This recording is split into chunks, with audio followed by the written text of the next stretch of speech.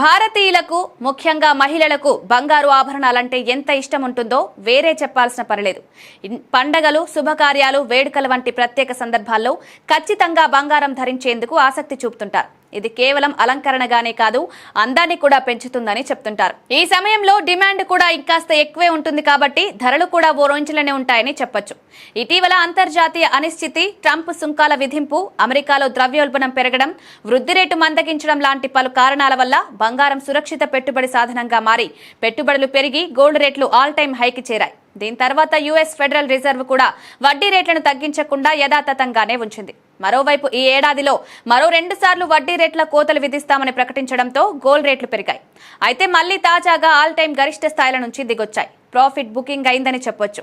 Spot gold rate ఔన్సుకు ప్రస్తుతం $3,023. కిందటి రోజు ఇదొక దశలో $3,050 మార్కును దాటి జీవనకాల గరిష్టాలకు చేరడం గమనార్హం. ఇక స్పాట్ సిల్వర్ రేట్ $33కు పడిపోయింది. డాలర్తో పోలిస్తే రూపాయి గణనీయంగా పుంజుకుంది. ప్రస్తుతం రూపాయి విలువ 86.02 వద్ద ఉంది. దేశీయంగా కూడా గోల్డ్, సిల్వర్ రేట్లు పెద్ద మొత్తంలో దిగొచ్చాయి. హైదరాబాద్ మార్కెట్లో 22 క్యారెట్ల పసిడి ధర $400 తగ్గడంతో ప్రస్తుతం తులం 82,700 వద్ద ఉంది. దీనికి ముందు వరుసగా 200, 400 చొప్పున పెరిగాయి. 24 క్యారెట్ల స్వచ్ఛమైన బంగారం ధర $440 తగ్గడంతో ప్రస్తుతం 10 గ్రాములకు $90,220 వద్ద ఉంది.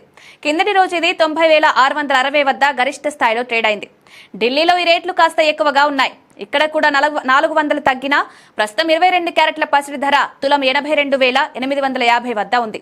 ఇక 24 క్యారెట్ల గోల్డ్ $90,370 వద్ద ట్రేడ్ అవుతోంది. బంగారం ధరల బాటలోనే వెండి రేట్లు కూడా పతనమయ్యాయి.